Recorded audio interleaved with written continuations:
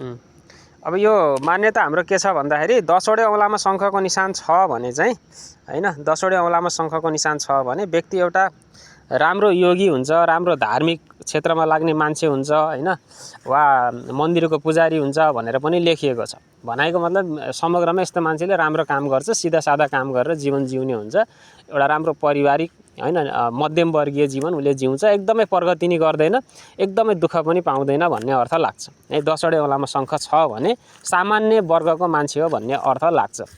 अब यो 10वटै औँलाको त मैले यहाँ हेर्न सक्दिनँ, यो फोटोमा आएको छैन पुरै, तर यो हातमा लगभग धेरै जसो शङ्खकै निशान उहाँको देखिन्छ। र दुवै हातमा एउटा पनि चक्रको निशान छैन भने चाहिँ अलि अप्ठ्यारो पर्छ त्यस्तो मान्छेलाई, धेरै अगाडि जान, प्रगति गर्न धेरै लामो समय लाग्छ, जस पाउन गाह्रो हुन्छ हैन, प्रमोसन पाउन गाह्रो हुन्छ, भनेको जागिर पाउन गाह्रो हुन्छ, त्यस्तो स्थितिहरू रहन्छ। सरी, बाँकी मङ्गल क्षेत्र एकदम उच्च छ हैन, भनेको मतलब यो ठाउँ अलिकति हेर्दाखेरि बलियो खालको हल्का उठेको छ भने यस्तो मान्छे चाहिँ खेलाडी हुनको लागि, आर्मी पुलिस हुनको लागि बढी फिट हुन्छ। यस्तो मान्छे चाहिँ त्यसै गरी आगो खेलाउनु पर्ने कामहरू, कुकिङको कामहरू, हात हतियार खेलाउन पर्ने कामहरूमा चाहिँ यस्तो मान्छेले राम्रो पर्फर्मेन्स गर्छ। शारीरिक, जहाँ चाहिँ शारीरिक क्षमता देखाउनु पर्ने हुन्छ, शरीरको बल, शरीरको ताकत देखाउनु पर्ने हुन्छ त्यस्तो ठाउँमा, र आगो खेलाउनु पर्ने, हतियार खेलाउनु पर्ने यस्तो टेक्निकल लगायत इन्जिनको मर्मत गर्ने कामहरूमा यस्तो व्यक्तिले धेरै राम्रो काम, आफ्नो क्षमता देखाउन सक्दछ, त्यस्तो क्षेत्रमा बढी सफलता प्राप्त गर्दछ। उसँग प्रशस्त मात्रामा शारीरिक क्षमता हुन्छ हैन, क्षमताको हिसाबले मान्छेमा बौद्धिक शारीरिक क्षमताहरू विशेषताहरू जन्मिँदै लिएर आएको हुन्छ प्रत्येक व्यक्तिले। त्यसमा चाहिँ यदि यो ठाउँ यति उच्च छ भने उसँग चाहिँ विशेष क्षमता भनेको शारीरिक क्षमता हो भन्ने अर्थ लाग्दछ है।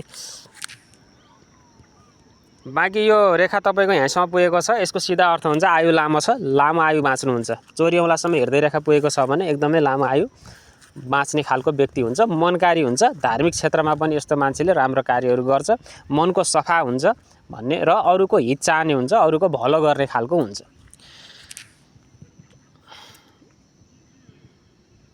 यसलाई हामी गौपुछ आकृति अथवा मयूरको प्वाख भनी भन्छन् हैन, मयूरको प्वाख भयो, गाईको पुच्छर जस्तो बन्यो भन्छन् के हैन, यसो हेर्दा गाईको पुच्छर जस्तो, मयूरको प्वाख जस्तो देखिन्छ। यो आकृति चाहिँ यहाँनिर बन्यो भने हातमा यस्तो मान्छे सेवाभावी हुन्छ, यस्तो मान्छेले चाहिँ बाउआमाको पनि सेवा गर्ने चाहना राख्छ, बाउआमाको सेवा गर्छ।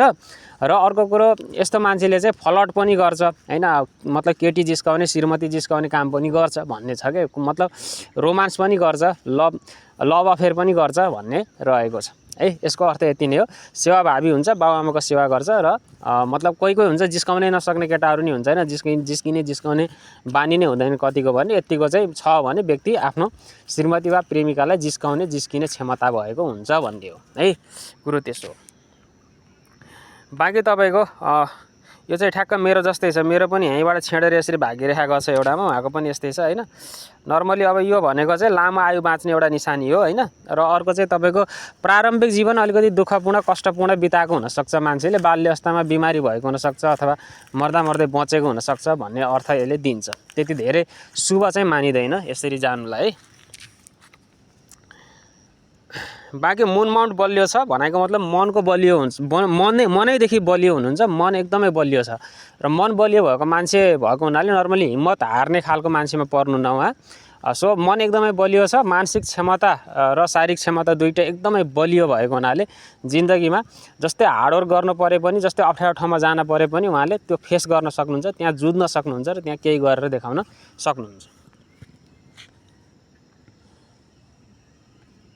बाँकी हामीले यहाँ हेऱ्यो भने यस्तो कोठाहरू पनि बनेको छ। नर्मली यहाँ कोठाहरू छ भने व्यक्तिले जग्गा जमिन जोड्छ भन्ने मान्यता छ हैन। हातमा चाहिँ यहाँनिर जति धेरै कोठाहरू यस्तो बन्यो त्यो मान्छे त्यति धेरै जग्गा जमिन जोड्ने, धन कमाउने हुन्छ भन्ने मान्यताहरू रहेको छ, यानि कि शुभ चिन्ह मानिन्छ र यसको शुभ फल नै प्राप्त हुन्छ।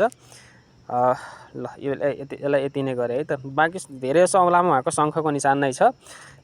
शङ्खको निशान भएको मान्छेको चाहिँ मेरो अब वरिपरि हेर्दा मेरो घरमा नि 10वटै औँलामा शङ्खको निशान भएको मान्छे छन्। उनीहरूको जिन्दगी हेर्दा नर्मल गएको पाउँछ हैन, सामान्य जीवन, धेरै अब नाम कमाएको दाम कमाएको पनि देखिँदैन, साह्रै दुःख खानै नपाएको पनि देखिँदैन है, नर्मल जीवन रहन्छ। त्यही नै हो यसको अर्थ। बाँकी यो चिन्हलाई पनि साह्रै राम्रो मानिन्छ। यस्तो मान्छे चाहिँ ध्यानमा ज्ञानमा लायो भने बढी प्रगति गर्छ भन्ने मान्यता रहेको छ वा ध्यानी ज्ञानी हुन्छ भन्ने पनि लेखिएको छ। हुनसक्छ अब जिन्दगी लामो छ, कुनै समयमा त्यस्तो चिजमा उहाँको इन्ट्रेस्ट जान सक्छ है पछि गएर।